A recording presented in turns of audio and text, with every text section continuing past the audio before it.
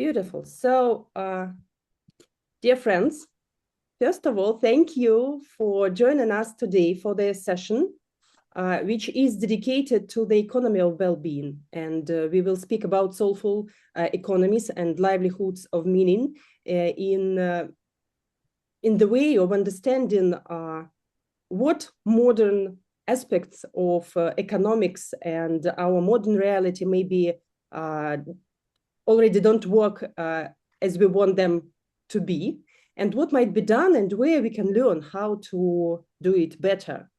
And before we start, let me introduce our esteemed guests. So I will start with Wendy, who will be the first with presentation. So Wendy Elliott is a futurist systems thinker, originator of the ecosystemic flourishing framework, and the founder of the Flourish project. And she also is a former founding Global Council member of the Wellbeing Economy Alliance. And she works across economic transformation, human development, regenerative systems, and she helps policymakers, educators, and institutions to develop coherent whole system approaches to flourishing. Thank you for joining us, Wendy. Next speaker is Saeed Dolabani from the United States. He is a founder of the Memenomics Group and leading human development theorist, systems thinker, and economic futurist. He is an author of books of Memenomics, and the last one, Second Sapiens, and I hope that today he will share with us his concepts of planetary mind and Gaiametry as frameworks for planetary scale transformation. Thank you so much for joining us today. Mark Anielski is from Canada. He is a president and chief well-being officer in Anielski Management Incorporated and chief well-being economist at the Indigenomics Institute. He works with the indigenous communities. He is the author of the books of Economics of Happiness and An Economy of Well-being. And he will be joined by Tammy Napons, who is coming and maybe she will join us. And for now, let me also introduce Peter West, a UK-based philanthropy practitioner and founder of the Bread Team, one of the early UK Give and Circle initiatives, which later evolved into Be More. His work has helped pioneer participatory and relational models of giving, shifting philanthropy from transactional donation towards shared learning, civic participation, and cultural transformation of wealth. And together with Matt Goddard, they are now founded their Philanthropy Hive, which will work to mobilize capital, networks, civic engagement in a more participatory, relational, and systems-aware ways. Matt also is a founder of 3626, a UK-based based philanthropy practitioner and social innovator. And as I mentioned, we are waiting for Tammy. I hope that she will join us. Perhaps no, she's not in the waiting room. No. So yeah. let me introduce her, and maybe later I will do it again. So Tammy Napons is an Indigenous social worker from Mark, please correct me. Yeah. Yeah, yeah, that's difficult. Mekshenk Anish Naubek, yeah, a land-based therapist, an experienced wilderness leader. She works in cultural resurgence, holistic healing, environmental stewardship, and community-led research. She draws on traditional knowledge, wisdom, outdoor leadership, and deep relational engagement with land and community well-being. So it's important for us that we will look not only at the traditional, modern, mostly Western-oriented perspectives of what their well-being and the economy is, but also we will focus on what might be different approaches. And I also would like to ask you to share your personal knowledge and experiences of working with different nations. I know that some of you have been working with different cultures. So in this case, it's really important for us to find maybe not the alternative ways, but where we as a global civilization can learn and how we can approach maybe slightly, maybe not slightly differently to the economics. And in this case, to start with, I wanted to pose the question, which first of all was bothering me for many. I forgot, as always, I forgot to present myself. So my name is Marina Demchenko. I'm a research director of the Living Cities Action Research Ecosystem Institute. And I have PhD in economics and territorial development. So this topic is my professional and is a matter of my professional and practical interest. So what issue was bothering me when I was preparing for this particular meeting is that more and more we learn about well-being economy and about the sustainable approach, the sustainable development. And in this case, we usually hear that it's really important for modern economics and big companies to invest money not only into the creation of profit, but also into ecological sustainability, social development, and so on and so forth. So, Tammy, Tammy's just joined. Yeah, great that you are here. Hello, Tammy. I have already introduced you, but I will do it again when I will give you a word. So great that you joined us. So returning to the question, so we all hear that in this current modern paradigm, it's more and more important to invest money into social development, ecological sustainability, but we also understand that it's usually, very often, is made on the expense of, not on the expense of profit, but on the expense of transferring the costs on their final product. And in this case, if we invest money into some social development, there is a threat that the system will be unsustainable, the enterprise or the corporation or the whole ecosystem. And at the same time, very often we see this sort of greenwashing when we then the companies are reporting that they are doing something, but to some extent it's mostly some words without any deeds. And at the same time, again, speaking about this transferring their costs and the expenditures on their final product cost, we understand that it is not given so the profit remains big, but at the same time, the final customer pays more. So it's not a sustainable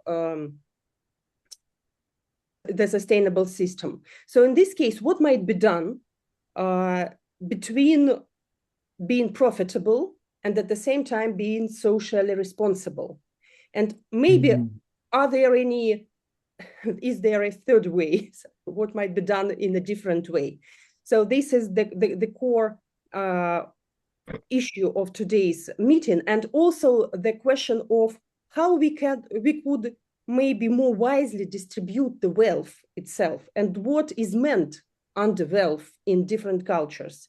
Because again, if we are only doing business in pursuit of high profits and more money, that's one thing. But maybe to some extent we need to refocus on some other approaches. At the same time, keeping in mind that we should be sustainable and resourceful. And if we just, again, if I want to be, if I am a social entrepreneur and I invest more and more money in some social programs, I put my company at risk because it might be unsustainable in terms of not enough money to reinvest and to proceed with my company, and again to pay wages to my employees and so on and so forth. So where is the balance? What might be done? So in this case, a rather wide scope of questions. I hope that we will discuss different aspects of this. And let me start with giving the word to Wendy Elliott. Please, Wendy, you can share your screen. And so the first question is about framing. How do you, Wendy, see the economic paradigm and what might be done now differently?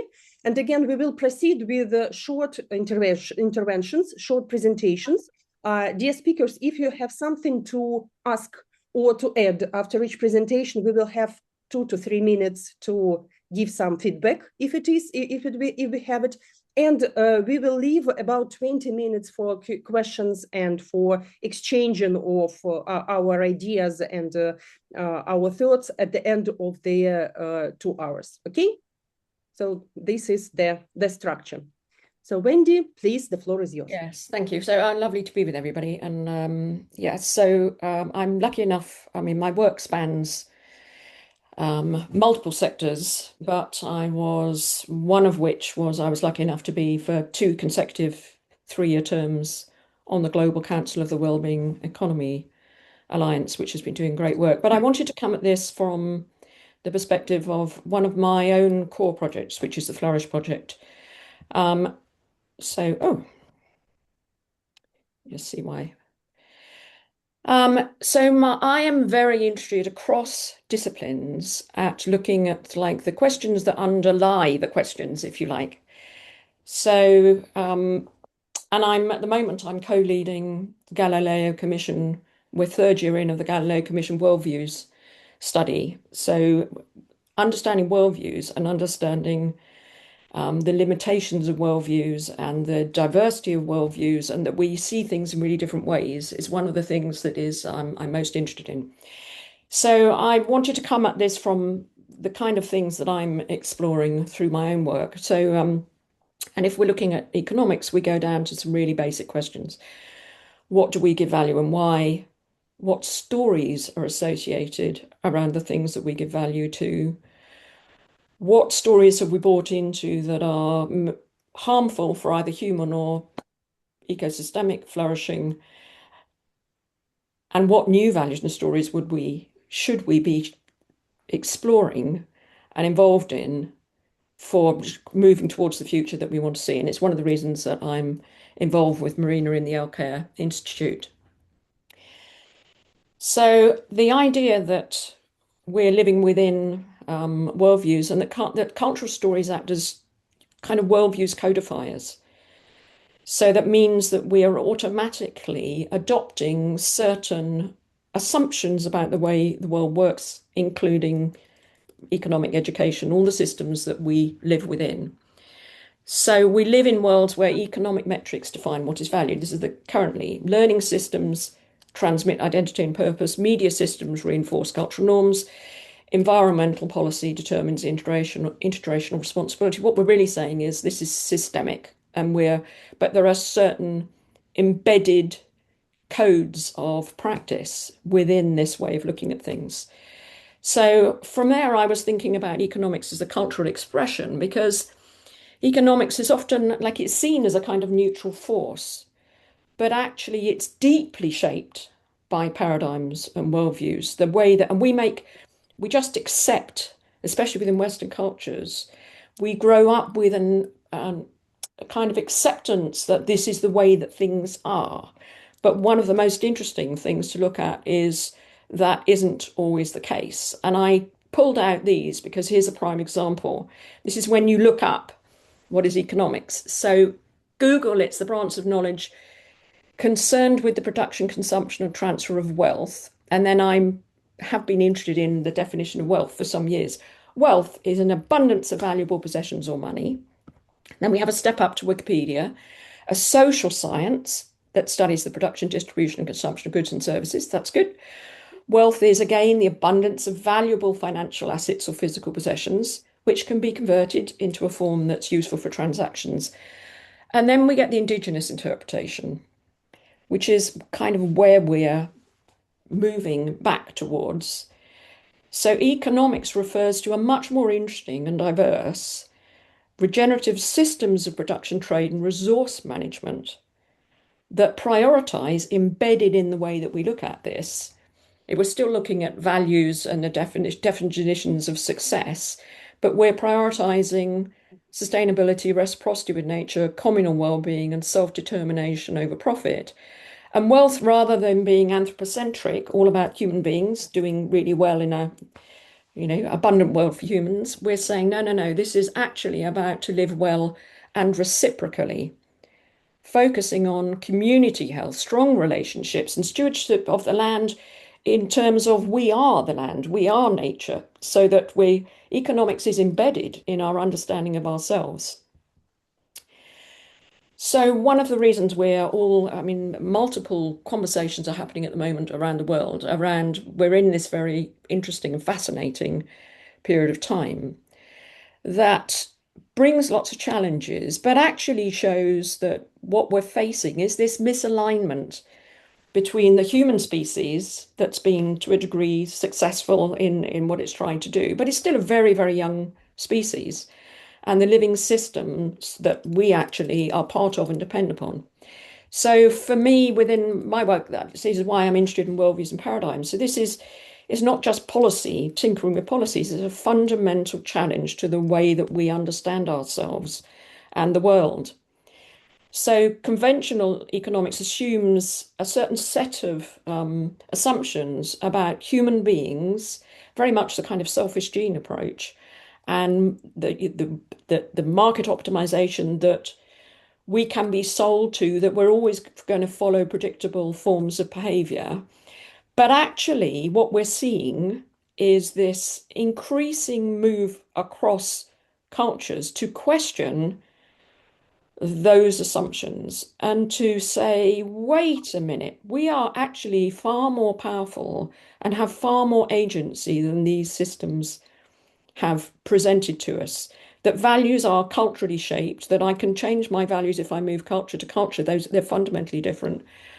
And that long-term well-being is much more about looking on stewardship of the world. So we're in economic systems that have reinforced the things that are actually damaging our future. And one of the awful things, when you look at it, is the huge incentives of maintaining destructive economic systems. And I looked at, I just looked at these: slavery, colonialism, forced labor. A lot of the reason that those were successful is because they were economically justified. People are dehumanized, costs are shifted onto others, value is narrowly defined. But we have to be realistic enough to say that, and very much now, there are lots of organizations and institutions that are invested in maintaining destructive systems. So I wanted to go back into saying that, okay, all economic activity is actually relational. Production depends on cooperation. We can choose whether or not to buy into these systems or not. Markets depend on trust. Again, that human beings have this amazing choice-making agency. Innovation depends on shared knowledge, and values reflect collective priorities. So actually, we're not talking about optimizing a huge rolling machine, but actually challenging the relationships of this way of understanding the movement of resources and needs. So I was just looking, and I don't have too much time, so I'll send this all to you anyway, but I was looking at the kind of hidden architecture of behavior, the biological systems, cities and organizations, and then saying this is all about the flow of energy and materials. It's all about the exchange of information and ideas. And it's about the emergence of collective behavior, that trust in life and trust in people. I have enormous optimism that we as a species have the ability to make huge transformational changes. But it means that we need to move from the old paradigms, the old ways of understanding things, to new ways of understanding what's possible. And then from a regenerative perspective, which is where we need to be rather than sustainable, how can human systems mimic what we're seeing as the natural patterns and processes of nature, so that we can be a successful species, but with the context of a flourishing planet. So these live symbolic systems are the ones that we live within. Cultural norms and values, stories and narratives. A lot of the work in the Elko Institute that we're looking at is, okay, what are the stories and the values that we are listening to and living with, and that we could help to change as people move forward? And within my own work, I mean, we've just put up a new website for the Flourish Project. I've spent the last 6 or 7 years trying to create a integrative framework that would challenge so many of the well-being frameworks that measure well-being externally in the world are anthropocentric. And I wanted to create a framework that put the child at the center, because none of them put the child at the center. And actually, for me, optimizing the conditions right at the beginning of the human species is the fundamental thing. And then that nests human beings in these systems so that we are nested within the environment, including the wider cosmos, that we're simply not separate. And so I've been working on a framework that could be used across all sectors. And the human aspect of that is to say there are 7 core needs that are fundamental wherever you're born in the world, before you get cultural overlays, before you've developed your worldviews and paradigms. There are certain aspects that are core to all of us, no matter where we live. And it's depending on the environments that we grow and develop in that we will develop pro-social or kind of non-pro-social worldviews and values. So as we're coming to the end, I just want to say that there is great work going on out there challenging the old models of the economy. And I was lucky enough to work with the Wellbeing Economy Alliance, 500 now organisations working at government level to change the narrative, to say it's people and planet. We've got John Fullerton's Capital Institute, again, really, really challenging the way that we're looking at things. We've got Kate's Donut Economics, very successful, working around cities worldwide. We've got in the UK, I think it's might even be global, we've got this Reclaim the Economy Week that everybody's started to adopt. And Mariana Mazzucato is just literally publishing this book on the common good economy, literally, and saying the economic system is broken. So the great news is we're not trying to prove anything. There are lots of very, very good people and organizations and governments accepting that the current model is a broken model. It simply isn't serving where we need to go. And that fundamentally it comes down to local. It's saying the wealth really is in local systems, knowing where your food and water comes from, knowing your neighbours, which include the animals and the plants, being thoughtful about on a local level, that sense that we can do something. I haven't got to wait for these clever economists over there or these big organisations. No, in my day-to-day decisions of what I eat and where and how I interact with other people and the enoughness, I think I like the concept of enoughness. 2 generations back, people were much more likely to say they were content, even though they had much less in the way of resource. So returning to enoughness and simplicity and only consuming what you need. These are all, they're long remembered human ways of being in the world. So a lot of what we're doing, I think, is restoring what's been lost rather than creating anything new. Hopefully, we're bringing the best of the future with the wisdom of the past and saying, I say we're a young species, we've learned fast what we're getting wrong, but we also have great wisdom sitting in the species that we can bring into these conversations. So that's the new website is flourishproject.net. And it's, for me, it's coming home to life. We're remembering who we are. And yes, so I thought I would kick off with that because it's kind of hopefully will set the stage a bit. Thank you, Wendy. And if you don't have any questions now, I think that Said's contribution would be very helpful, complementary, and to some extent widening this point of view and bringing us more perspectives on putting not a human ego, but Gaia as planet, as a living organism in the center of the economics. So Said, could you please share with us I understand that your incredible book could not be shared in 15 minutes. Well, but would you try? thank you, Marina. Well, this discussion seems to hinge so much on figuring out how we got here. And that really calls more on, the work that I've done in the first decade of my career, which is really summed up in my first book, Memenomics. And if I can, I have to jump between two different presentations I have here. How do I share my screen? You can just press the share button. Okay, Yeah. there we go. Let me see. Yeah. This is just the so in my initial work, I've worked with large wave economic cycles, basically, to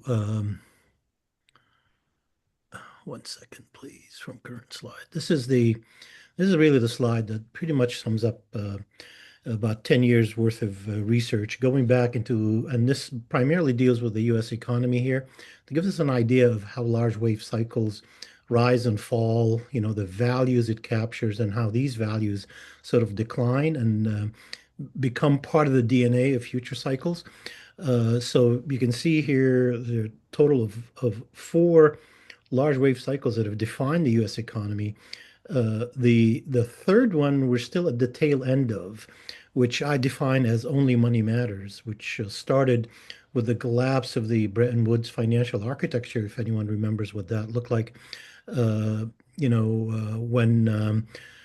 everybody withdrew from the post-World War II global financial framework, and there was the birth of started with the era of Reaganomics, where deregulation became the thing to go to the point where so much of the U.S. economy has been deregulated that not much matters in as far as an economy that needs to be regulated. And the sad part is the world has really copied the US in the direction it has moved. I call this the only money matters cycle that we're in, because due to ideologies like that of Milton Friedman, who was the father of the monetarist ideology, we flipped the economic equation upside down. We sort of put the money as the tail that wagged the dog, and people believe that that is what economics is all about. And this is really at the core of why economics had become such a dysfunctional social science. When you put money as the thing that determines economic output, it becomes a vicious cycle that never ends. This cycle should have come to an end with the financial crisis of 2008, but unfortunately it hasn't. And so what you get now is an extension of that toxicity that is moving the world forward towards, in my opinion, towards economic and financial collapse. Whether that will happen, in the next a few years or another decade, we don't know. I no longer believes in the economic models that I studied at school, because nothing applies anymore, and it's anybody's idea when this thing is going to come to an end. Now, what we usually do, and this is the framework based on a cultural development model originally pioneered by uh, Claire Graves and expanded on by Don Beck. And I worked with Don Beck closely for a couple of decades. Um, so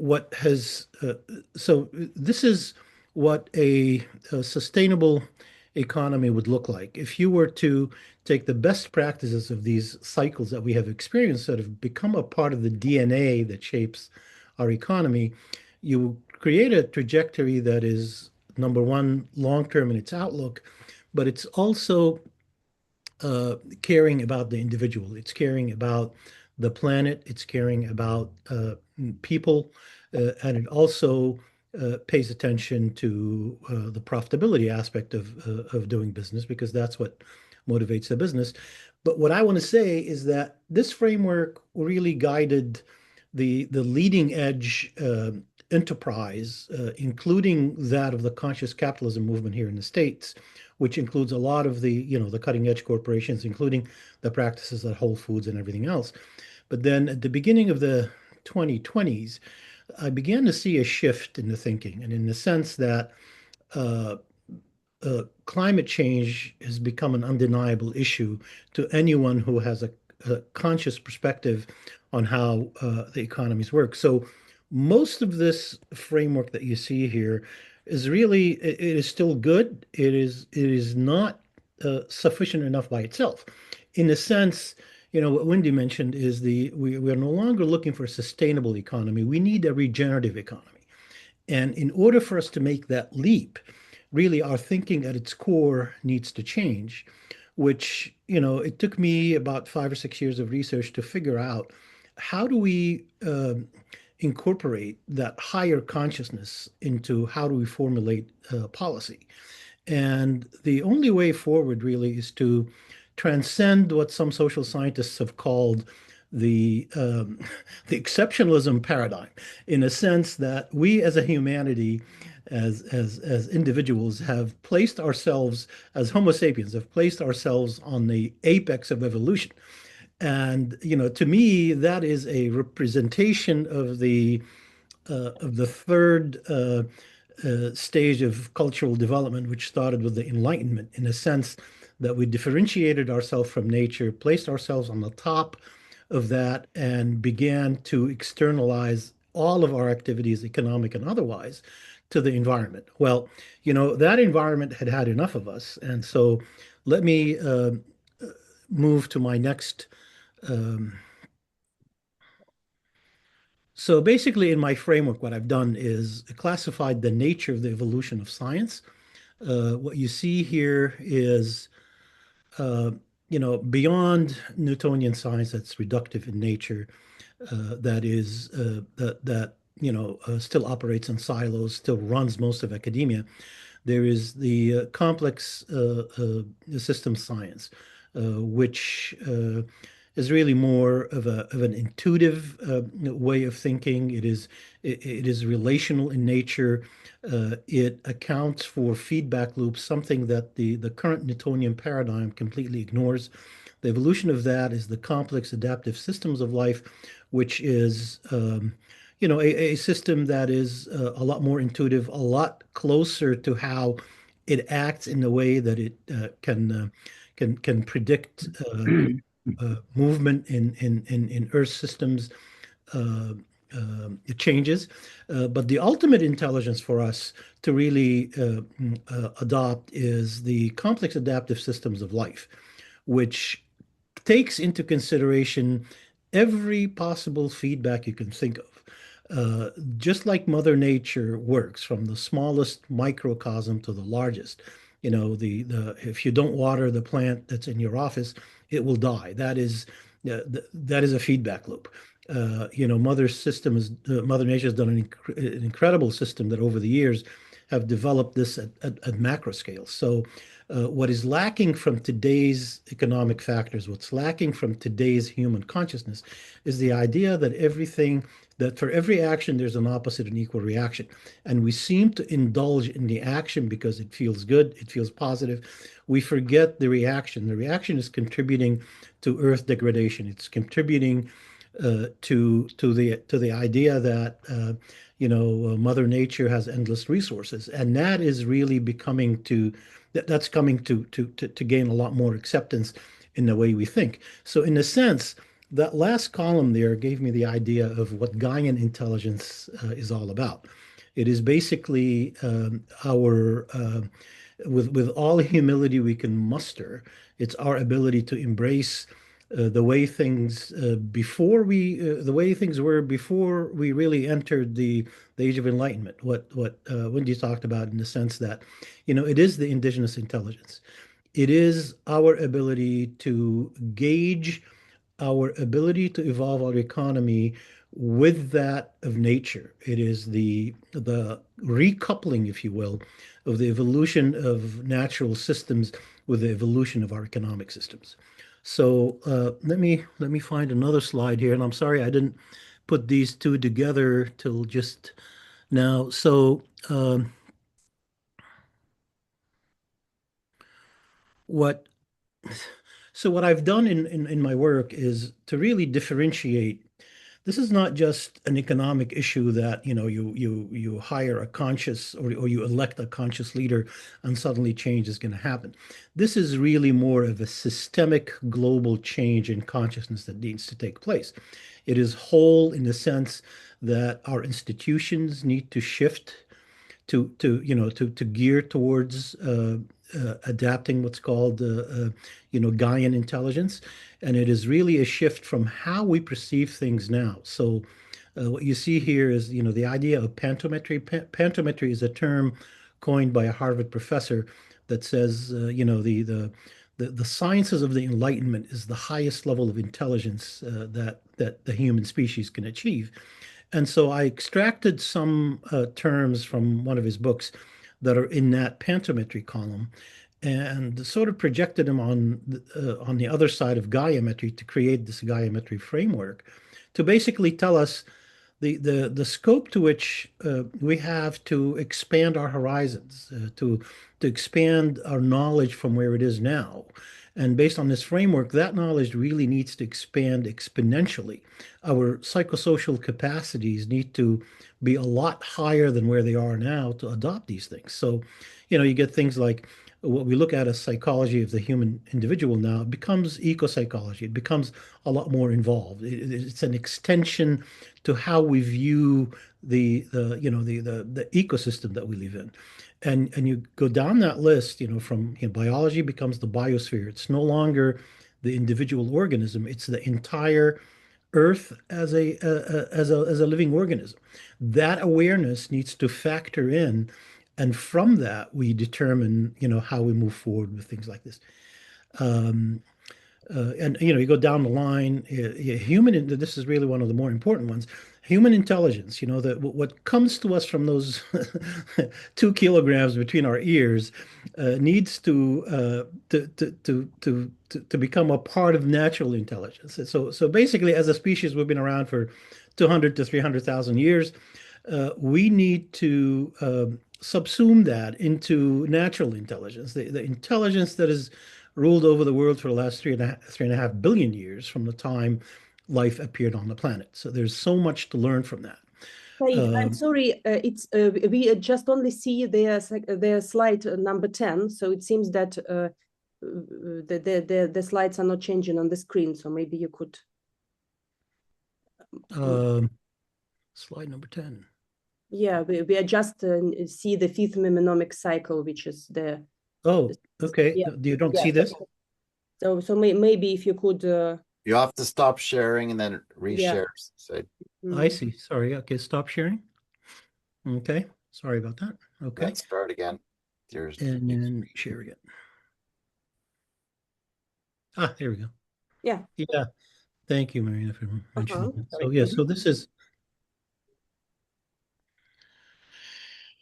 so this is from my new work where we look at again the things that I've talked about.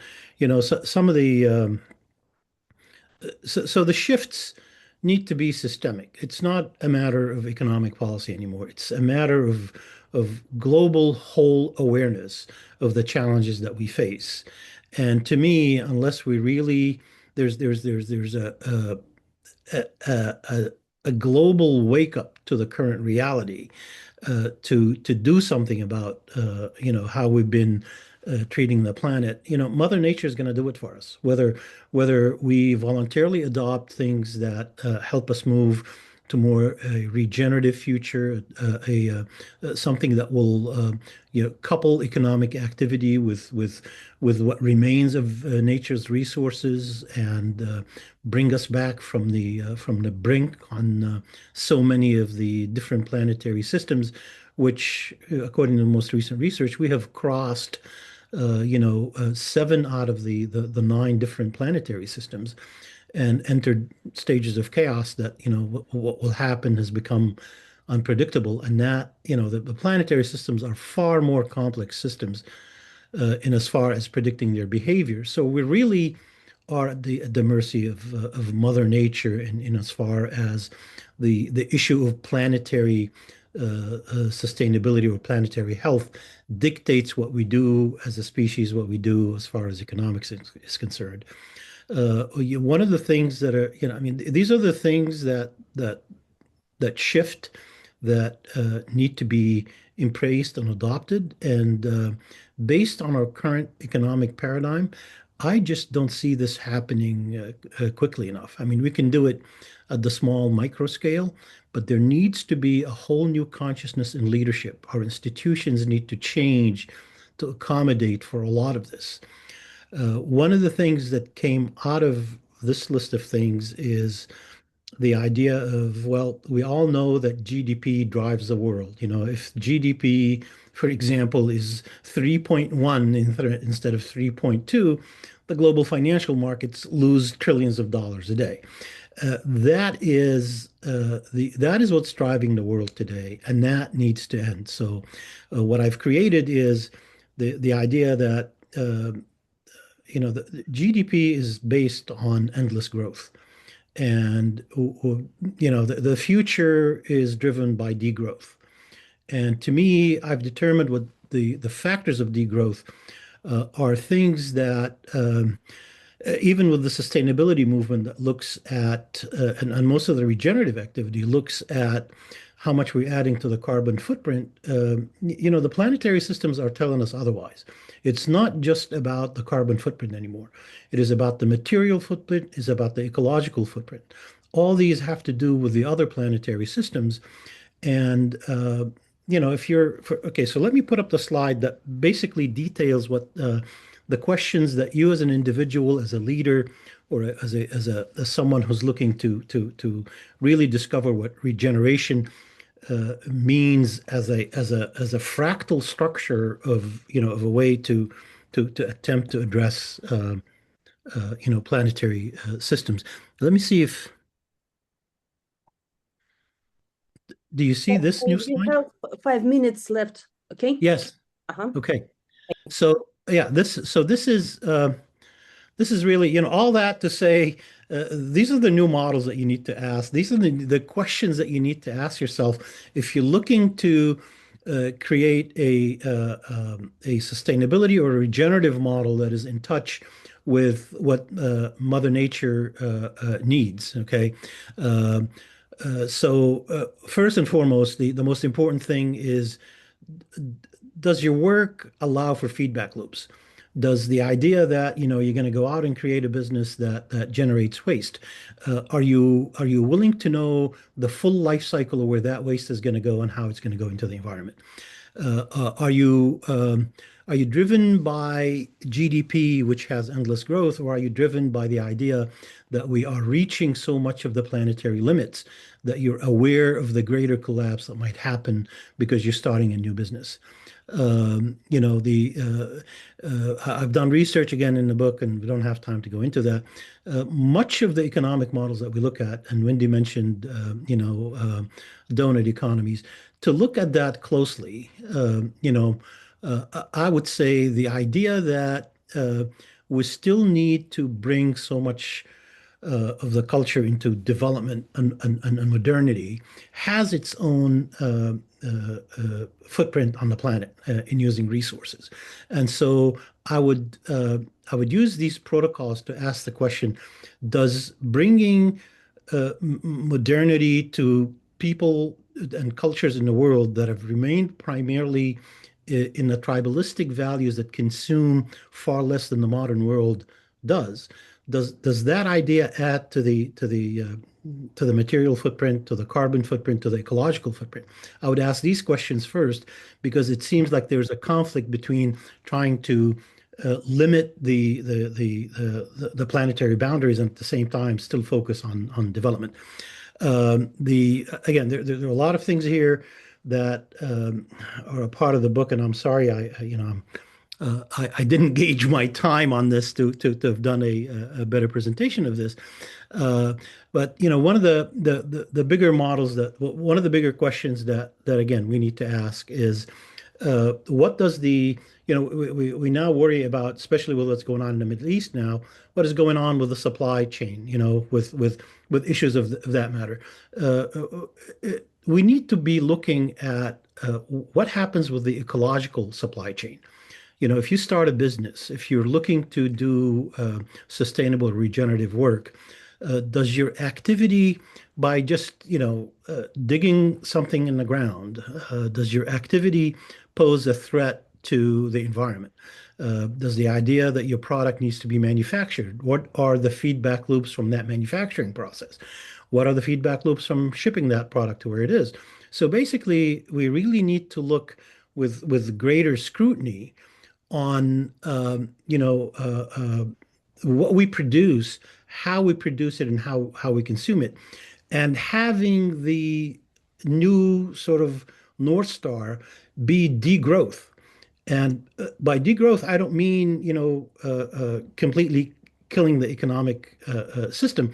By degrowth, I mean look to gauge whether you're contributing to the advancement of the collapse of the planetary systems, or are you doing regenerative activity?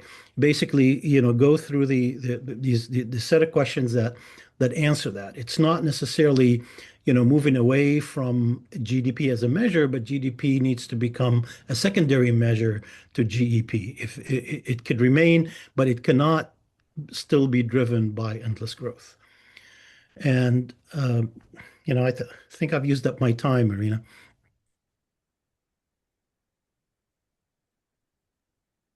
Say thank you so much. It's absolutely incredible, and we have wonderful comments in the chat. And I understand that it requires more time to share everything, but I also hope that we will have some time to continue discussing this maybe in more detail at the end of our conversation.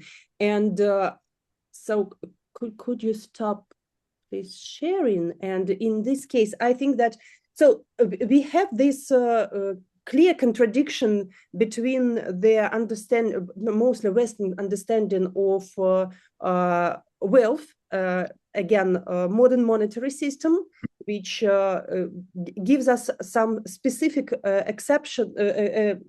specific understanding of reality and of their purpose of businesses and economic activities. So in this case, Mark, could you add your own perspective? We discussed with you many times the idea of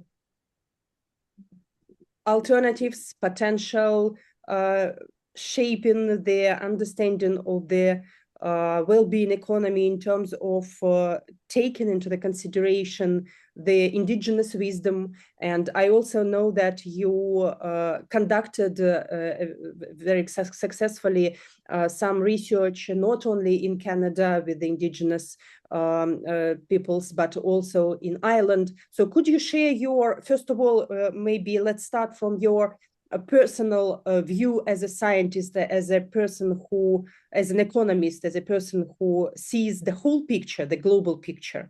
And then could you share some of your ideas, maybe based on your practical experience of exploring the different approaches to wealth and well-being? Thanks, Marina. So yes, I've spent my entire career, I'm trained in accounting, economics, and forestry. So I'm actually a professional forest economist by training. And then I spent about 14 years with the Alberta government and last years with the finance ministry. So I come at this question of alternative measures of progress from that experience. And I'm also very interested in, as I delved into this issue of why do we measure progress the way we do? It was the work I did with redefining progress in San Francisco, developed the Genuine Progress Indicator, which was an alternative to GDP. But I'm really then had to get into the study of the history of where did GDP even arise? We didn't have, national income accounting until World War II. And you have to ask, well, why World War II?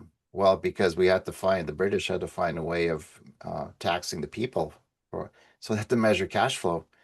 I said, but before World War II, there was no GDP.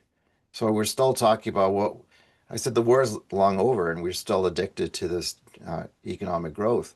And then you have to ask, well, what's driving the growth imperative? Well, then you study my study into finance and money systems.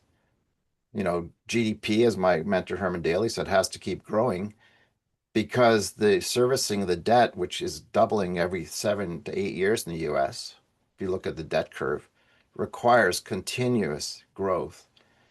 And the servicing of that debt grows larger and larger. So the interest payments now in the US debt, total debt, exceeds, you know, the national spending on military.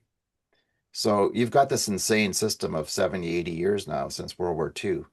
And no one seems to be able to have a creative solution. People say, well, we just need alternative indicators. And I said, no, we have to go back to the roots of the language, because as I just said earlier, words are powerful. And if we don't address the spirit of the language, economy means household stewardship. Happiness means well-being of the soul from Aristotle. Wealth means the conditions of well-being in the Old English. So when I taught my students this, when I taught so-called corporate ethics, the school of business, which was a bit of a joke, corporate social responsibility, said if you now go back and you restate those words, the word competition means to strive together. Competare, education means to draw forth what's already within you. So this kind of led me to a path which my students at Bainbridge Graduate Institute in Seattle said, you got to write a book about this. So I wrote The Economics of Happiness in 2006, so 20 years ago, in which I laid out a pathway for going beyond actually addressing Bobby Kennedy's famous quote a few months before he was killed, saying, GDP measures everything except that which makes life worthwhile. And I said, so how do we address Bobby's ongoing challenge? How are we going to measure well-being, let alone the well-being of the soul? Difficult. How do we construct a new monetary system that's aligned with well-being? So that's what I've been working on, and working with Tammy and First Nations, learning from their traditions, their ancient traditions, their 7 sacred grandfather teachings. And those grandfather teachings include humility, respect, wisdom, courage, and love. And they teach me that I would love to just start with love, but it's no, that we start with humility and then we move around the circle and we get to love. So a lot of us, I think, are just like, we could use all these words. I could blather on. I could show you some slides. I often say I got 10 slides, but I'm just going to tell the stories because that's what I learned from First Nations people, First Peoples, is like, we tell stories, we live on the land, we experience wisdom through watching nature. As a forester, I'd say, why don't we just model the economy after a forest? What's wrong with that? It has, it has a life cycle, it matures, it burns, the seeds fall down and a new cycle. But no, we don't mimic nature, do we? Instead, our economies are more like cancer. We've got the malignancy, and we see that playing out now. And, why are you attacking Iran, United States? So, it's all insane. Let's go. Peter and I we've been to London. We've been to the heartbeat of the place where the money system was created in 1694 in London. So we can't solve this problem, as Buckminster Fuller said. We need to, and I don't think it's good enough just to say, well, let's think outside the box. I love donut economics. I love all those things. But so my focus has been, okay, if we're going to measure well-being, what is the science of happiness? And so I've studied this, positive psychology, and I'm not a psychologist, but I'm like, okay, if there are so-called determinants of well-being, then what are they? And so having surveyed probably about 5,000 people around the world now, I developed a little survey instrument called the Soul Print of Well-being. I've got a tongue in cheek because I actually do ecological footprint analysis too. So it's like, what questions would we ask of people in terms of their experiential well-being subjectively? How do you feel? Do you feel joy in your life? How do you sleep at night? Do you trust your neighbor? Do you feel loved? Do you know your neighbors by first name? What's your relationship with your family and your work colleagues? Do you feel safe walking alone at night? Do you feel agency? And the response to those questions are fascinating because I'm asking you how you feel. I'm not asking your opinion.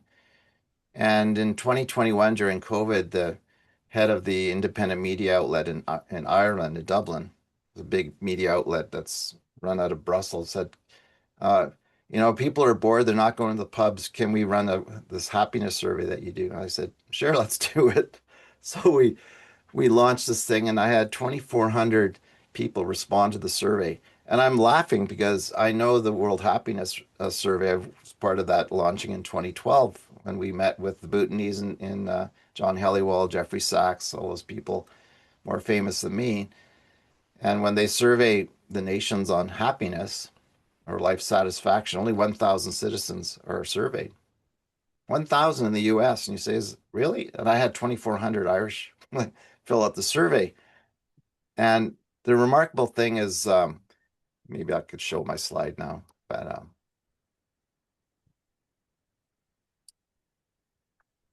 so the survey results were, for me, really fascinating.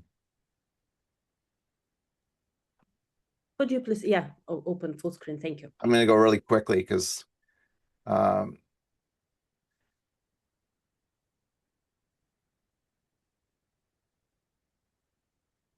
you could see these slides later. So let me just say, first of all, just stepping back a bit, of all the survey, this is an earlier result of 3,700 people I've surveyed globally, from Singapore to Holland to Canada to Tahiti, where I've worked with the Tahitians. The top statistically correlated variables that I survey that are most highly statistically correlated to the question of, on a scale of 0 to 10, how would you assess your life today? How satisfied are you with life? Number one, obviously, would be happiness. Number two, meaningful life. But number three is self-rated joy. I think that's really cool. Whatever joy means to you, that number three, and I'm seeing now number two variable in all the surveys I'm doing with First Nations across Canada is joy. And feeling hopeful, being positive about yourself, feeling loved, someone else to count on. Peace in your soul. I asked that question. How do you feel about your soul? Like, heavy question. And number 10, overall health. Now you see, of 35 questions I asked, having enough money to meet your needs is one of my questions. I don't ask how much money you make. I said, do you feel you make enough money to meet your and your family needs? That's down the list. That's like 20th down the list. It's not the most important. And Tammy, like, money is not that important when you learn to live off the land, right? It's because when you have money, you spend it. When you don't have money, you go fishing, right? That's what you taught me. So let me just show you the Irish. What I've learned from the First Nations worldview, I didn't know this until about 10 years ago. Everyone's studied Maslow's hierarchy of needs, but did you know that Abraham Maslow came to my province, Alberta, in the 1920s, and he hung out with the Blackfoot, the Bikani, the Tzitzika. These are tough words. They're Blackfoot people, right, from the plains, the Buffalo people, and they showed him this. This is their. Abraham said, "What's that?" I said, "It's just a circle of stones in the land." But no, what is this? I said, "It's our teachings. It's the human being."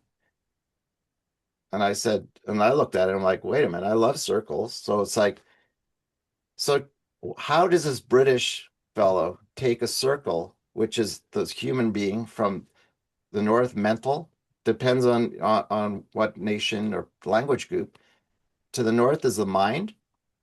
To the south is physical, the body. To the east is spirit. The spirit comes in the east, supposedly. Tammy, you can correct me, because I know you're unmuted now. So like, and then and So I then just got to make sure you got it right, Mark. You got got it it. right. We And all to the start in west the is east. emotion. And I was like, okay, so what questions would we ask if I work? Now, the cool thing about the medicine wheel is this is the medicine wheel. The medicine wheel is rotating clockwise through life. So from the birth, the Cree say when a child is born, they're an answer to a prayer. So, what was the prayer that our aunties, uncles were praying when we were born? And what is our vocation? What is our calling? What is that education? The things that were already embedded with us are going to emerge as we grow through life and as we rotate through life. And our medicine wheel hopefully is balanced. So that's why it's really important to ask ourselves, how balanced is our medicine wheel? And this is an image of just one person who took my soul print of well-being survey. It's always live. Anyone could take it anytime. And you can see this person doesn't feel very positive about themselves to the north, right? They're 4. They have excellent relationship with their friends at 10. They don't sleep very well down over here, and their spiritual well-being and their soul peace is not very good. So you got a kind of, irregular wheel. So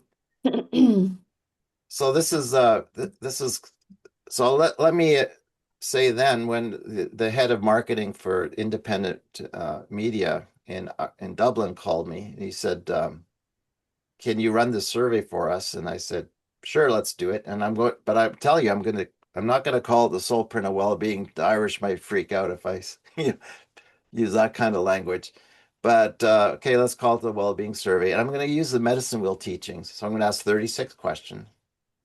And I'm a numbers guy. Like 36 is important. 3 + 6 is 9. Numerology, whatever.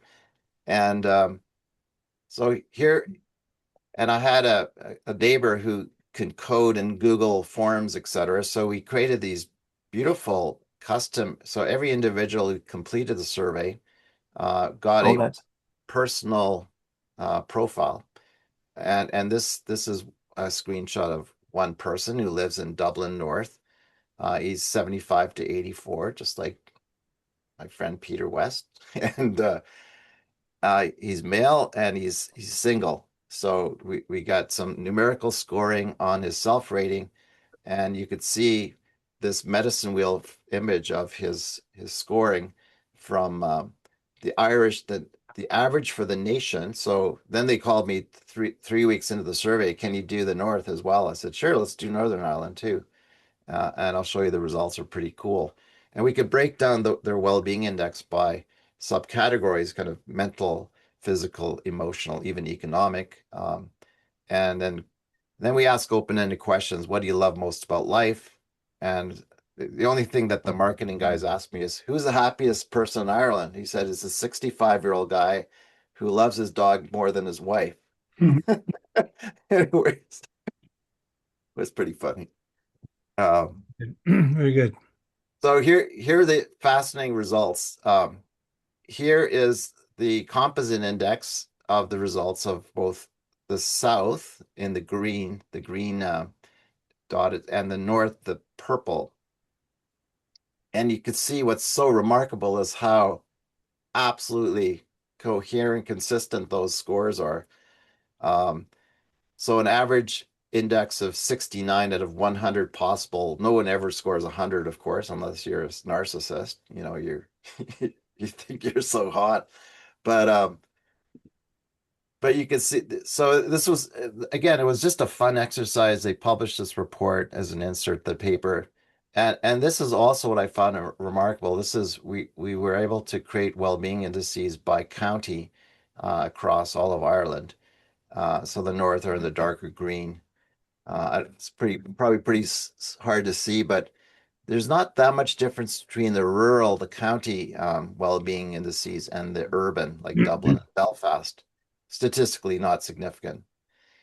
But the coolest thing about this survey is that it wasn't the top scoring well-being indicator was not happiness, and it wasn't making enough money.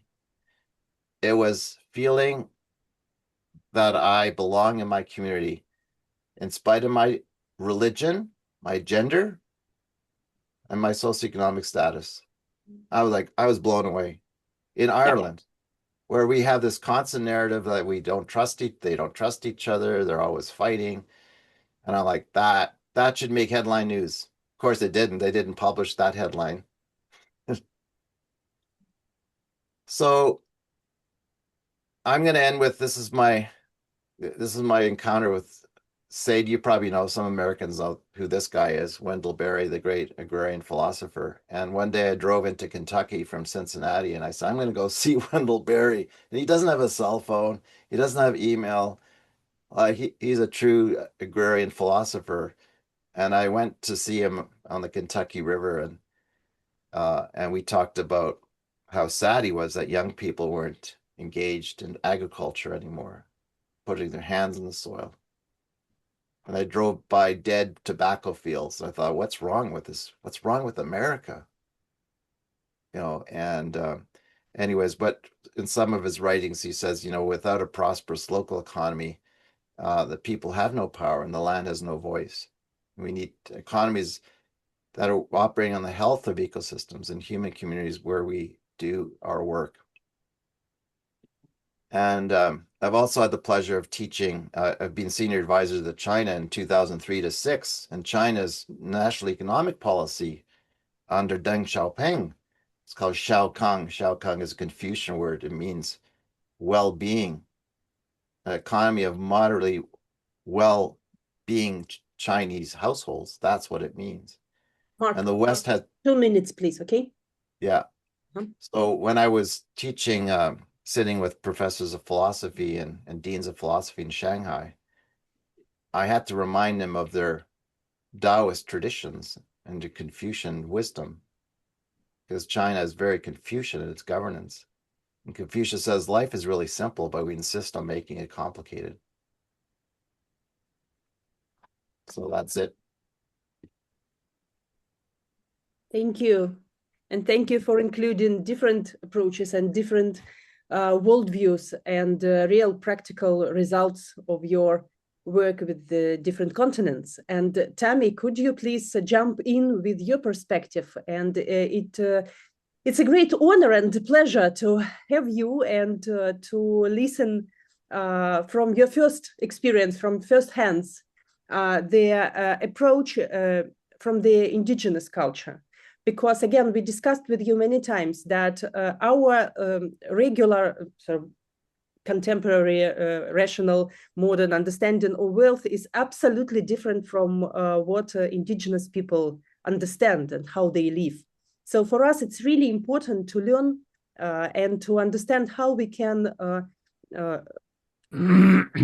not borrow, not extract, but really to learn how we can reimagine our approach to wealth, to well-being, and remember what the economics is in its core. Tammy, please. Thank you so much, everyone. Thank you, Marina, for inviting me. And thank you, Mark Miigwech, for being so inclusive and extending me into your circle of friends here. And I'm honored to sit on this panel with so many established scholars and knowledgeable people. First, I want to say who I am and where I come from. My Anishinaabe name is Muskwa-Peneshikwe, which means red bird woman. I'd like to share that I'm also come from the Atikmikshing Anishinaabeg, which is the home of my parents and my grandparents and my great-grandfathers and my great-grandmothers. And my grandmother also comes from the Wakwemkong, which is also a part of our Anishinaabeg territories here in the Robinson-Huron Treaty, which we are part of. So being a part of the Robinson-Huron Treaty has been what makes us part of what we have has been gifted back to Canada as our land, and that agreement has put us into what we call our reservation, what people may have been referred to, or our reserve. So which was at the time of the treaty was signed as Whitefish Lake Indian Reserve and is now known as Atikmikshing Anishinaabeg. So I'm a graduate of different programs. I say I'm here on behalf of the children, and I speak for the seventh on behalf of the children coming before us and also of my ancestors. So I'm a graduate of early childhood education and a developmental service worker, and I'm also a Indigenous social worker from Laurentian University, and I'm currently working on my master's. I'd like to share with you a little bit about my research. Mark has been very much has led me down a path where I didn't realize I needed to be. And I'm very honored to share this parts of my research with you because my research is inclusive of place-based play and harvesting research and how it relates to children's development in relation to land experiences, community well-being, and lifelong learning. Land-based healing, the watershed, forest management, and how the effects of harvesting small berries, large game, and how this implicates our well-being as a community and as individuals. Mark has done a really good job of explaining to you guys of how we relate to the seven grandfather teachings and how we relate to our past. And my grandfathers and my fathers were foresters, they were loggers, and they were also miners. So I come from a resource extraction family, and it was provided us our livelihood to live in the house I am in today. But I also relied on the valuable resources that my ancestors traded to become what the mining is today here in Sudbury. I'm not sure if you know where Sudbury is. Sudbury is located as one of the biggest mining capitals of the world. If you look on the map, we are surrounded by numerous amounts of mines. And when I do my research and my history and I read the journals of the explorers that came to this community in search of resources, a lot of them were met with my relatives who were harvesting fish, the beautiful whitefish that I harvest every year with my brothers. And this year we didn't harvest due to the fact that we know that there's been some over harvesting and my fridge is full. I don't need any more fish in my fridge, so why would I go fish? So that's why I didn't go fish this fall. Why didn't I eat all the fish in my fridge? Because I didn't get to eat it all because we shared our fish. Our resources are what we get in our from our families, we don't keep, we give it out. And if I know that I'm keeping something in my fridge because I know there's something that's going to be happening. There's either going to be a baby that's going to be born that needs the whitefish to produce the breast milk for that baby coming. I have a baby coming in a couple weeks. My grandson is coming, and I know I'm going to need that whitefish. So I kept that whitefish for my daughter. So at the time, I didn't know that, but I didn't know I was going to not go fishing. So those are the resources in the spiritual integrity that we're walking with on a daily. This meeting was not supposed to happen till 3 o'clock in my world, in my eyes. So I went out this morning and I went out on the land and I asked for support. I asked my ancestors, when I talk about the 7 generations behind us, I went to the waters where I fish. I went to the waters where my grandfathers fished. I went to the waters where I was told not to fish. I was told, don't you go there. We were told, don't you show up on that land because we were doing something wrong. We had to do it in the dark. I had to do it to not be caught so that I could feed my community and help. At the time, I didn't realize that's what I was doing, but I know now that's what I was doing. I was hiding. I was hiding from the society to be able to be an Anishinaabe. And I know that now. I didn't know that at the time. I thought I was being a delinquent. I wasn't good enough to go to school. I couldn't go in these spaces because we didn't have the same skills that everybody else had to be able to write the essays or to be able to drive. We even want the fine cars and the fancy cars. As long as we can get to camp, so we could fish and hunt and provide enough resources. One of the skills we lost as a community was we lost the ability to harvest our maple syrup. Maple syrup was one of our biggest contributors to the Canadian economy. We provided hundreds of pounds of maple syrup, maple sugar not maple syrup. Maple sugar came out of our community. That was our exchange of money. We gave you guys maple the Hudson Bay Post. We went to there. We traded with maple sugar and our pelts, our beaver pelts. That was our first economy. That was our trade, and we still do that today. We trade amongst each other. I get medicine from somebody down the street. I'll get it in the fat in the hands of bear grease. And that bear grease will come. Well, I know that it's my job to ensure that I return. That bear grease is a part of helping my hands for arthritis. So I know that's my job. My job is to now return that gift to that individual who gifted me that. So I will give him fish or I will give him berries, but that's how our economy goes around and around. We'll never be poor. We'll never be broke as long as there's no reason for anybody to starve in our community because somebody always has fish and somebody's always got food to share.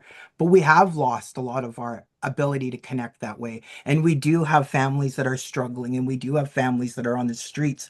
And we're trying our hardest to be able to use our systems of natural laws to bring them back to our home space, to our feed them with the medicines that their ancestors provided them. And that is the natural teas. We can still harvest these things, but we got to go further. We can't go just within our own community. We have to travel about an hour. Mark has come to our harvest space.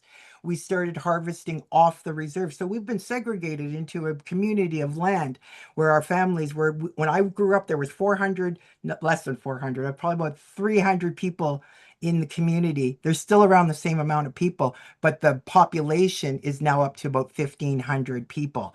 Those individuals live off reserve. Our latest survey, I believe, Mark, we've come to a conclusion that the happiest people are living on reserve. On reserve. Why? Because we're not being they're not being affected by the daily racism and the desires to want to come home to their own families. When we signed the treaty, there was about 7 families. Those 1,500 people are the descendants of those 7 families. Some of those families names don't longer exist due to colonization, but we are trying to bring them home through building an economy that is going to be revolving, that is going to be able to share these resources. On a Wednesday, the elders can go to have dinner with each other and those resources get shared. We get to share maple syrup is going to be coming up. Smelts is a small fish that we harvest every year. The elders will get those at that in a couple weeks once they start to flow. So this economy that we're living in is a natural law, is based on natural law. But what has happened with the resources and the extraction, we've brought in, we want to control what's growing. So we want faster trees. But what's growing are smaller trees. They're growing faster. The wood's not as strong because it doesn't get the ability, right? I didn't go to school to be a forester. I've learned that from watching my brothers and watching the wood come and go out of different places. Not our reserve because we don't harvest here anymore. We used to harvest the best trees. Now my brother only harvests the ugliest trees, the worst trees that is fallen, so that we can make money to make wood for people to have in their homes. But we want those good trees. We want the best trees. That mother tree needs to continue to grow so we have baby trees. That mother tree is the strongest trees that needs the baby trees to continue to make the stronger trees, just like we all here. I'm so appreciative of all of your worldviews. What I heard today was from my friend Wendy here, my new friend Wendy, is that you believe that the child is the center. That's where we come from. The child is our first gift. They are the closest to the spirit world. They're the ones walking around knowing they are the gift from the ancestors. So they're carrying that knowledge that we don't even know they have. So as they're growing, they're sharing and they're giving us things that we're learning from them first. So the child is our teacher, the land is our teacher, but our land is hurt. I can't pick the small berries that I grew up picking. I gotta go search for them. Those are the biggest nutrients that our babies need to learn, and that being connected to Mother Earth. Those berries that I'm referring to, we call them the heart berry. They're the heart of our people. So I want to give those gifts back to my next 7 generations. We call Mother Earth Shkakumakwe, and that is our mother. It's our Mother Earth. So that is what we feel is the most important thing is to take care of the child, to take care of our mother, so that we can continue to have these harvest, these beautiful berries, eat the fish that is going, and we regenerate these resources by putting these eggs together with the milk, and we put them into the lake. We've been doing that since I was a child. However, we have nice, beautiful systems that we can do in our daycares and in our youth centers. So we have those mini fish hatcheries. So we're teaching our children the other ways of doing it that are not the natural ways, so that they're learning the two ways of doing that. They're learning a two way of thinking, a colonial system and our system.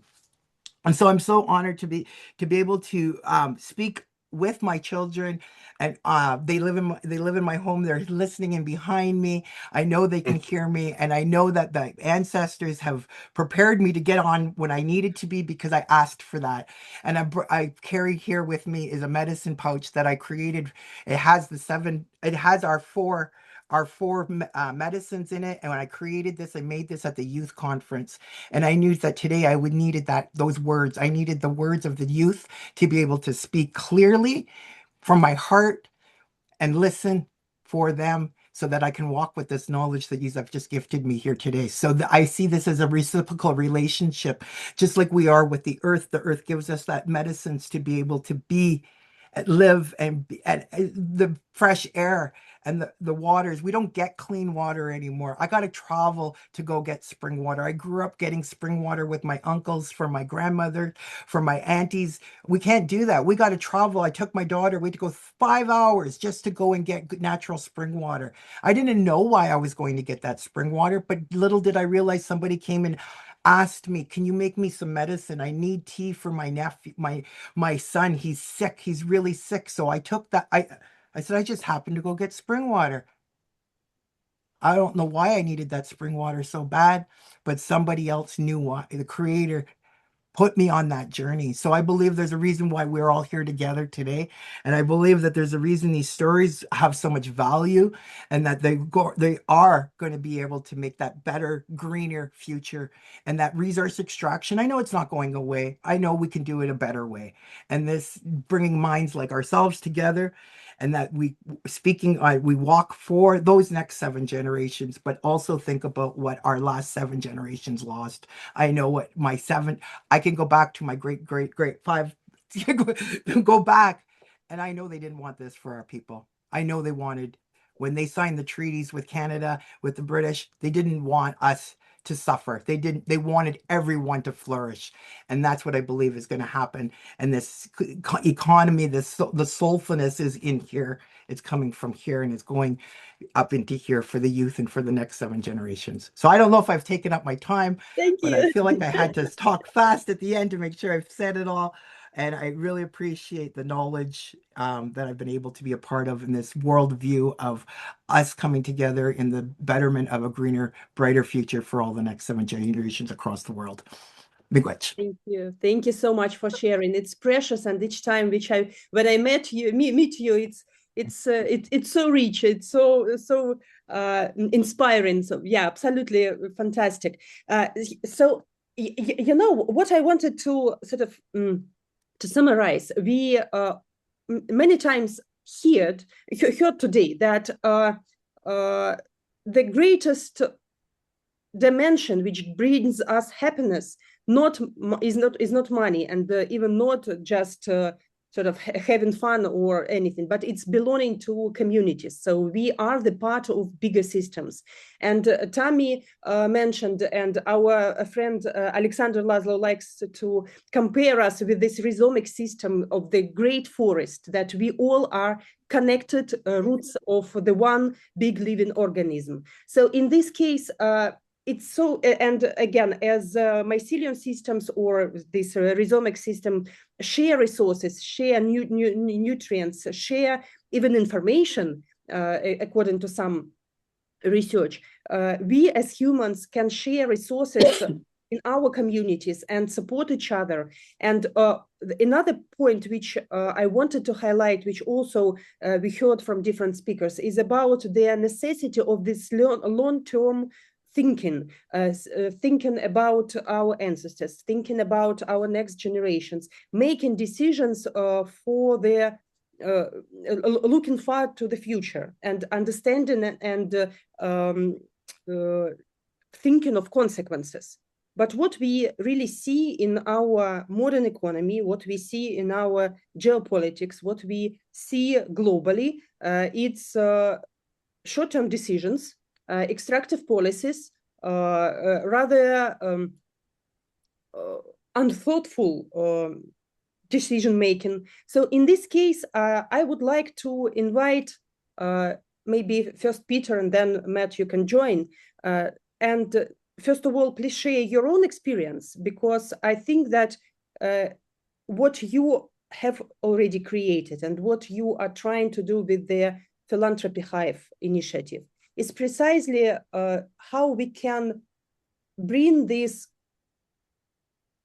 wise transition, because we see that communities are working on this level of shared vision and mutual support and reciprocity. But when we are coming, transferring to the bigger economic systems, or even geopolitics that we see now, and the big economics, global economy, we seem to forget about all this wisdom which we already discussed today. So what is your perspective? First of all, what is your experience? And what are your perspectives on how we could balance this reciprocity and this mutual caring for each other on the local level, and this bringing more wisdom on the global level as well? So Peter, please. Okay, thank you very much indeed, and good afternoon, everybody.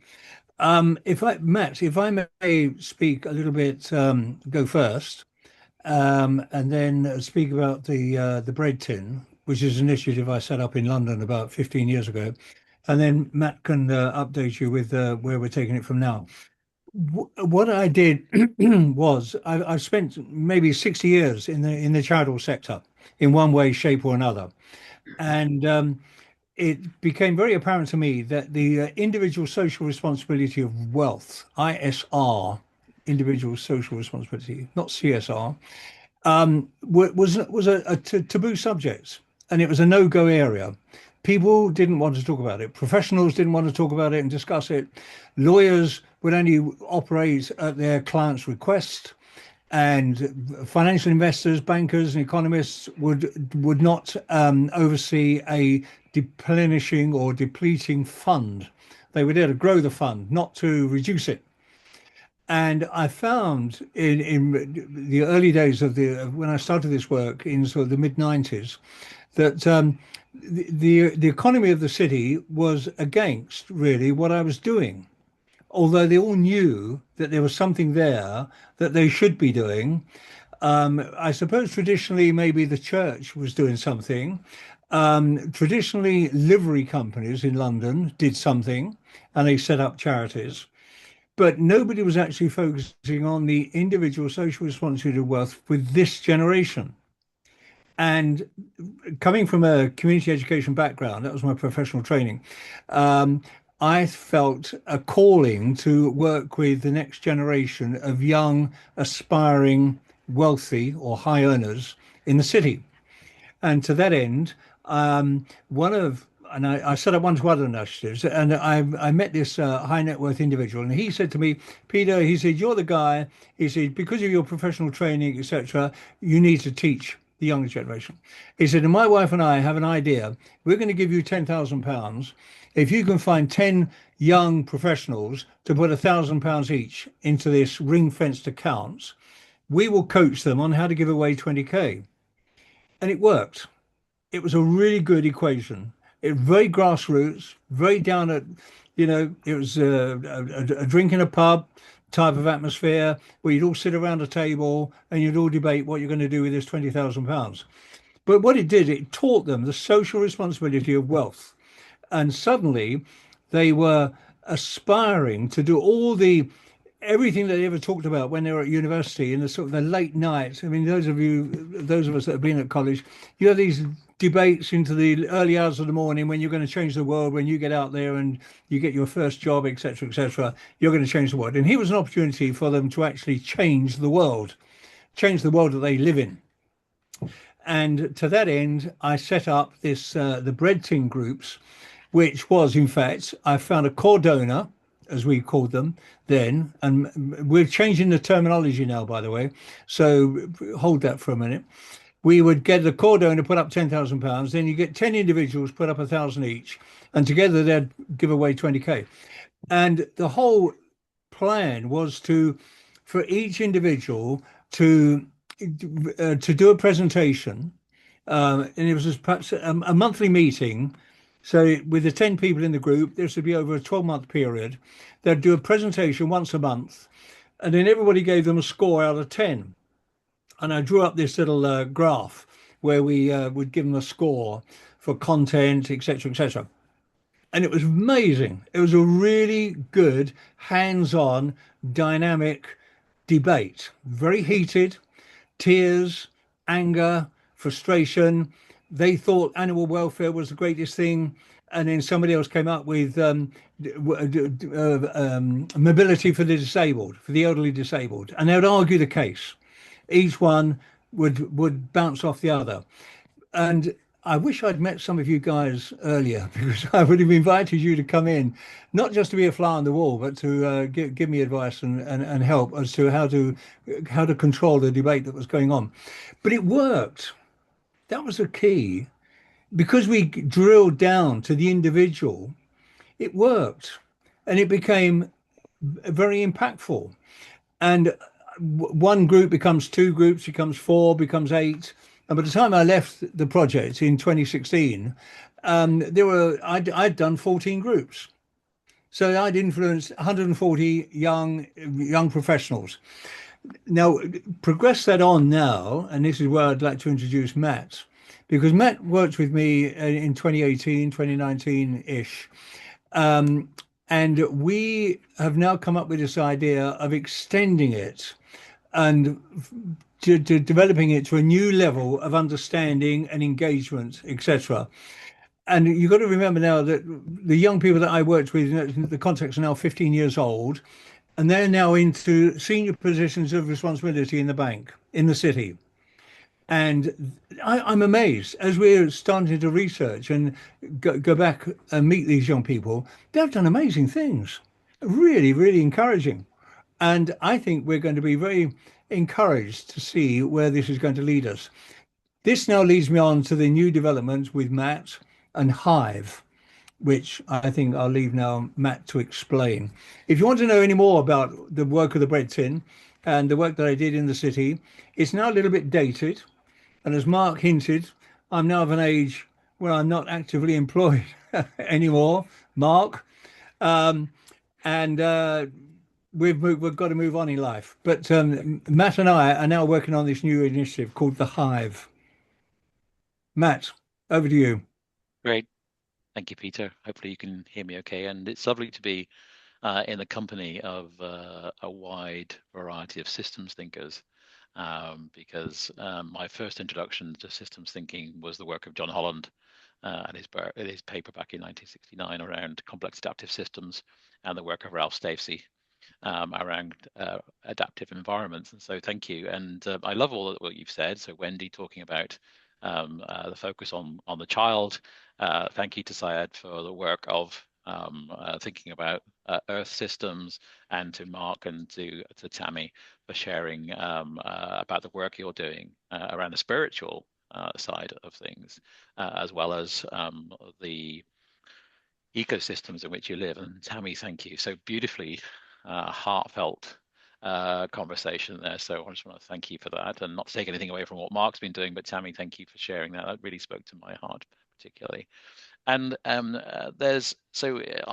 that backdrop, I do look at ways of disrupting things, and particularly if we, in systems thinking, we talk about logical loops, and we talk about reinforcing loops and balancing loops. And so how can we kind of break in and slow down what I call vicious cycles compared to virtuous cycles, and how can we create virtuous cycles? And so I think it was John Abrams, who was the second, president of the United States, who said, I study farming and agriculture, and so my children can study sciences, so that so that their children can enjoy the arts and poetry, and so from a legacy perspective, that's what we're thinking about. It's like, actually, how can we create legacy in what we're doing? And so not to distract from what we're talking about, but in my book, which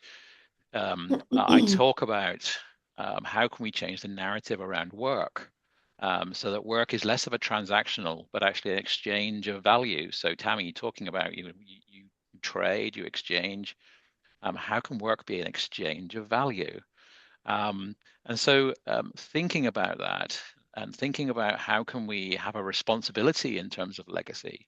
I was introduced to Peter and the work that he's doing around philanthropy. And so I'm thinking, okay, so we've got these people who in the world, but just to say, Syed, thank you for your word there. But there is a lot of lovely positive stuff that is going on in the world as well. There is some lovely giving going on. There's like 14 billion pounds worth given away last year to good charities. But how do we create a system where the people who are giving away to create systemic change, and break some of the links that we have that are vicious cycles, and create them into virtuous systemic change cycles, so that actually we can create balancing loops that do that. And so leveraging what Peter's created and the work of the bread tin, like, okay, so how can we bring people who are giving away, so let's say 25, 50,000, 100,000 a year, and bring them together to peer challenge each other, to ask the question, is my giving creating the impact that I want it to create? And is it creating systemic change? So we've created this thing called the collective, where we bring together people who are established philanthropists who perhaps are thinking, actually, I could do more in terms of creating impact. And we want them to peer challenge each other over a number of facilitated conversations throughout the year, and to expose their giving portfolios to some peer challenge, so that we ask them, okay, are you creating the kind of impact that is going to create a legacy in terms of the next generations and future generations, rather than if we want to help people who have hunger, yes, you could give them a food parcel, but actually, what if we created the right kind of work for them, so that actually there was an exchange of value there, so that actually people could feed themselves, rather than buying tents for the homeless? What if we created the way that housing was available for them, so that actually that was delivered? And in fact, I was on the way in today, I was talking to the taxi driver in the cab. He was saying, well, my wife wants to give away money to look after cats.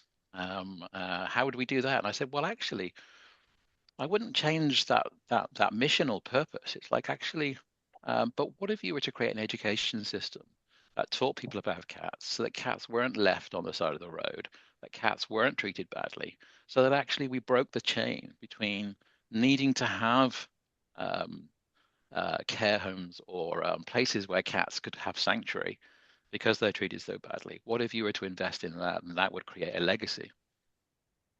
But systems thinking also takes us then into, how do you create giving engines, so that actually people who are giving, what if we were to encourage nonprofits to, rather than hire fundraising managers, hired fund managers, so that actually the donations or the giving that they get, they invest, and they use the proceeds from that investment to actually deliver the change, so that actually we create giving engines. And so we have a lifetime, a legacy of resources. So those resources are sustainable in their own right. And actually we don't have, because I work with a lot of nonprofits who spend every year going around the cycle, the grant cycle, hoping they're going to get the funding that they need? What if we were to create giving engines so that actually if you invested it and let's say your operational costs were 30%, that 30% was met through the fund. The rest of the fundraising that you have, that is delivered, that is then goes directly to creating legacy impact. So that's what we're thinking around in terms of the philanthropy hive, is leveraging the work of Peter, moving it into peer challenge collectives. And then those that want to go further, we offer them a way where we can engage, offer perspectives, learning and development, and actually we can then support those in a way that is sustaining and positive.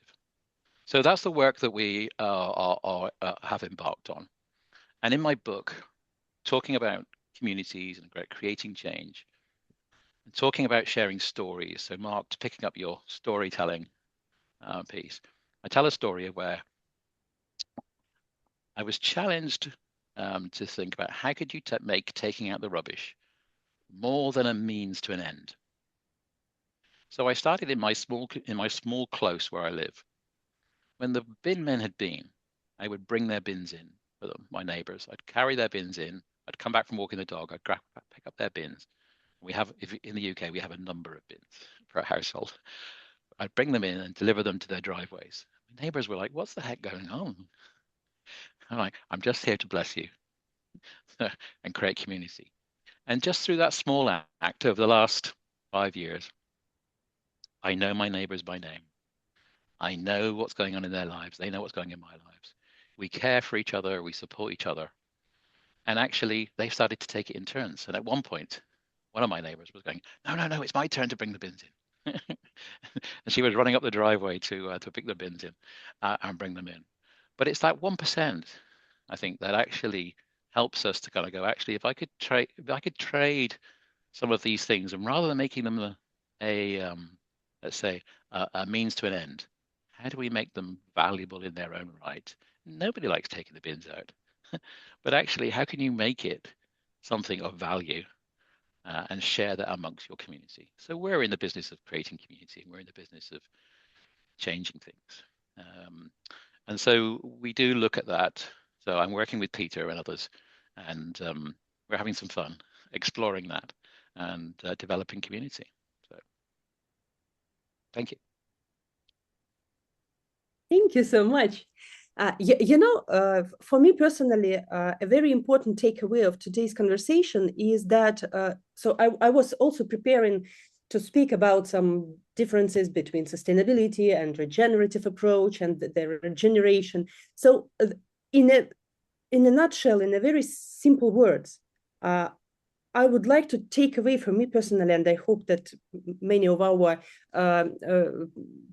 participants who are watching us today and maybe afterwards our recording on the YouTube, that the truly regenerative approach is just to leave the things in the condition which is a little bit better than it was before our using these resources. And this might be everything, starting from money, some natural resources, forest, and relationships, first of all.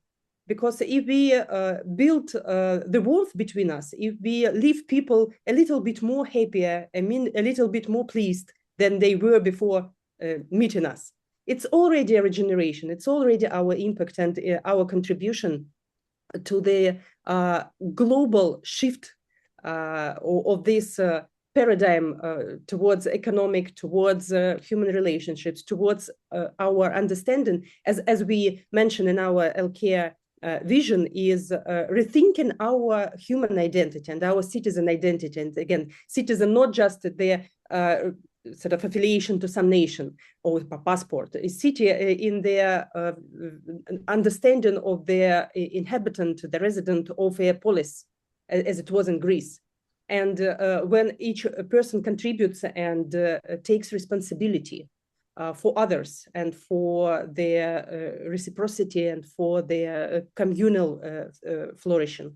So to finalize our conversation, we have some minutes left. I would, first of all, we had a very important a couple of important questions. So first of all, and maybe some speakers also already answered this question, but maybe as a final round of our conversation, I would suggest us to share your own point of view on what might be done, what might be the contribution of each person, of all of us who are here today and who are watching us later. What might be the next steps in order to transcend and to come to this new paradigm, new vision, new understanding, this understanding of the connection with Gaia, understanding of the importance of contributing to your community, understanding of giving back. So what would you personally, given the whole discussion today, what would you personally suggest and offer to do for local leaders, for people from different cities, from around the world, people of different cultures, but people who dearly love their neighbors, their families, their places where they live, and I hope their planet, because we all belong to this big, beautiful, blue living organism, I believe, wonderful Gaia, Mother Earth. So what would you suggest? Where to start? What to do next? Wendy, would you be the first? Yeah, sure. I think my answer would be to trust life. Because I think across, globally, across systems, we're seeing huge emergent collaboration at scale, people reaching out across disciplines. And this is an example, every group you go into. So to realize that something is afoot, so that there's, there is hope. But I think it is about life manifesting through us, with each one of us being important for that we have a unique aspect.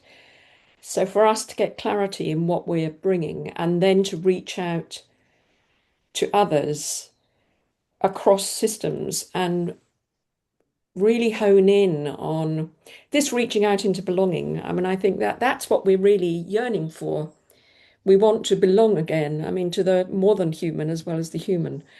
And that really means thinking kind of on a global and kind of cosmic level, but bringing it down to a local level. I think so much now is bringing it down to a huge appreciation of what's wonderful about being human and what we're capable of when we simply connect in our local communities, and to have affirmed to you that most people are really good people who just want to look after their families and their communities, and to challenge the story about who we are, because I think we've got an entirely different story that we're about to restore. So yeah, for me, it would be to trust life. Thank you, Wendy. Can we give the word to Mark, because he has to leave a little bit earlier, and then we will return to Said, please. I'm with Wendy. I think, having been schooled actually in the process of circle conversation, my wife does restorative justice, and I've learned that from working with Tammy's community is, when we sit in circle, just this little circle, I would say all the answers to our questions are already in that space. If we don't interrupt each other, like sometimes we love interrupting each other. It's like, wait, I got. So I think that's the joy. I always talk about joy, and I think there's so much joy in holding that space in the conversation, especially involving our youth. So often teenagers don't feel they have a voice, and yet work we're doing with the Tikmikshing, we've just finished the well-being survey. And I said, now the next step is, you had a great response rate. 25% of the population took the survey. So now it's up to us to hold the space to have conversation about what we learned, why people are struggling, why people are flourishing. And we're focused on the little ones, the 0 to 6-year-olds. I'm not an early educator, Tammy is, but yeah. I don't know what I'm doing. So I think that's the beauty of I see that, and it starts at the neighborhood level, like as we just heard, just taking out the trash, meeting, I can meet my neighbor in the back alley, and that in the winter it's more difficult, but spring is here, and just those little encounters, right? And then you feel more hopeful about the world. I can't solve what's going on in the Middle East, but I can solve the well-being and the joy that's right in front of me. So I think that's yeah. So, and love is everything. I always say love is who we are. That's it. Like, we could talk all we want, but I love the fact that Peter brought me in his life. So thank you, Peter. Thank you, Mark. Thank you so much. Said, by the way, Said is an expert of Middle East, and we had an absolutely wonderful conversation about this situation a couple of years ago. And all these clashes of cultural approaches and understanding how the world is developing is so important. So, Said, could you please share your thoughts based on the results of today's conversation, and maybe some ideas and some suggestions to both the young leaders and the older generation and people on the ground who can and won't take the responsibility for their places and for the better future for their children and children of their children too. I'm so glad you didn't ask me about talking about the Middle East, Marina, because that's a complex enigma that I don't think anybody else here can even attempt to solve. But I am amazed with the diversity in this group here. I think if we were given some form of global leadership, I think among the 5 or 6 of us, we can pretty much solve the world's problem. It just amazes me the degree to which we're all on the same page. It doesn't matter what the approach is, from Peter and Matt's position on how to responsibly use wealth and how to allocate it to contribute to a better society, to feed that generational thing that Tammy spoke of, and really Wendy and Mark and Tammy, the idea that modern economics is just a temporary fallacy that we all bought into. And once you begin to really plant yourself in that natural intelligence, in that being a part of nature again, that you begin to really sense that really what matters at the core is the stuff that Mark talked about, the stuff that are part of that survey, that the happiness, what makes your soul happy, what makes your own personal mission possible, the 7 generations that Tammy spoke about. I mean, this is really what the world needs to return to. It's just a matter of how do we inform it that is the future. And if we continue moving in the direction that we're moving, we're not going to have much of a future. So I'm really very happy that we got to meet and talk about this, and that will be my advice to the younger generation, is that begin to think in alternative terms that are more inclusive. Be friendly to your neighbors, take their trash out, if you will. That's such a philosophical perspective on things, but absolutely the future is more cooperative and collaborative than it is individualistic and exploitive. So yeah, that's. Marina, if I may come in there. I believe we have a generational opportunity presented to us by COVID. If you do some historical research, each time, this is so as far as the UK is concerned, forgive me, I'm talking UK wise. After every major crisis, there was a huge increase in philanthropy, sense of community, sense of belonging, etc., etc. And you can trace it back to the 1850s, or you can go back to the Elizabethan Act of 1604. But each time it went in waves. And for a decade after the national crisis, whether the First World War, Second World War, or whatever, there was a huge increase in social responsibility of wealth. And I think we are experiencing that after COVID. And part of my vision is to say, yeah, let's captivate that, let's cultivate it, let's focus it, and let's reap on that I mean, COVID wasn't a blessing to a lot of communities, but there were a lot of good things that came out of it. And that sense of community, shopping for your neighbour, looking after the elderly and the welfare, etc., etc. I think we need to cultivate that, and we've got this opportunity now for the next decade to garner that. Thank you. Finished. Thank you. Thank you, Peter. Thank you. Tammy, what's your perspective and your takeaway and your suggestions and ideas? Well, miigwech, first of all, once again, reciprocity has been a word that's been repeated over and over again, and we do that when we harvest. We always give tobacco. We place our tobacco out on the land before we take anything. So that reciprocity is ingrained in us, and that's what I was doing this morning, asking and giving. I was giving to the creation of through that tobacco, that asking for something before I had to give something before I could take. So that's my takeaway, is always making sure that we're doing the same thing and enjoying that trip to the dump. I'm going to go to the dump. I love going to the garbage dump.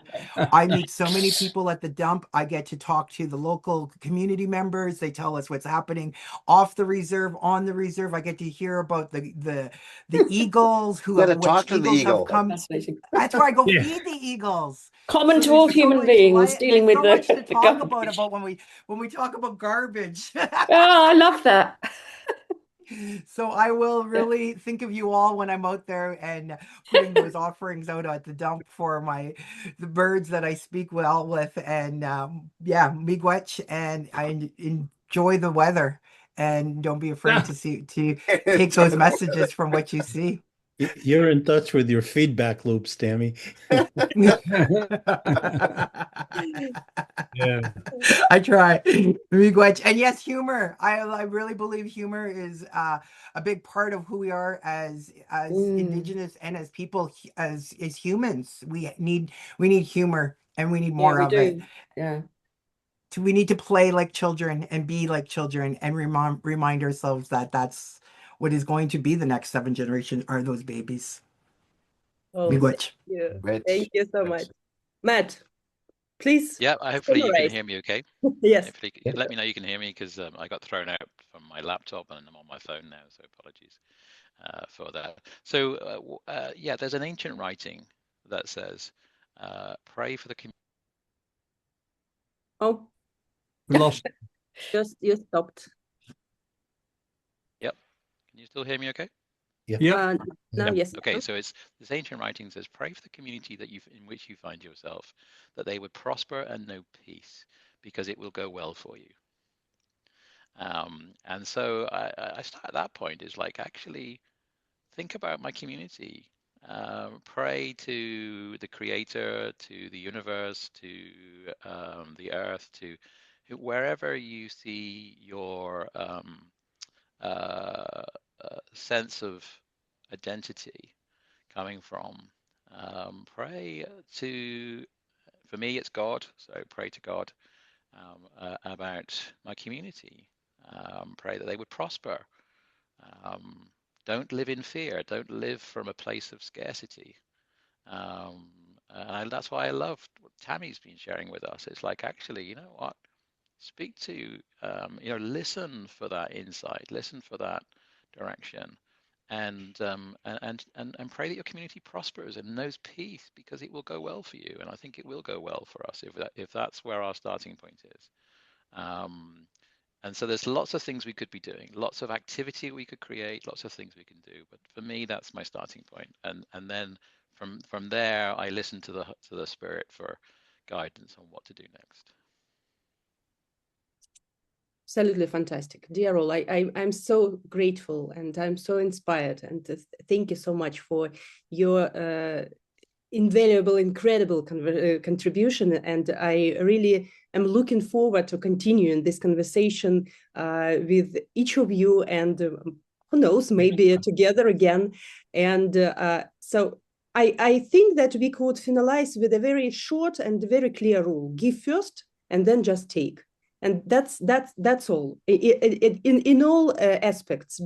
in relationships with your neighbors and with your loved ones, in any organization, in any relationships with nature and in global aspects of interactions as well. If we start giving first, it will change everything. So thank you so much. Thank you, Marina. Thank you all. Lovely to meet everybody. Yeah. Bye. Bye-bye then. Thank you. Thank you, Tomapi, Marina. nice to meet everybody. Take care. Take care.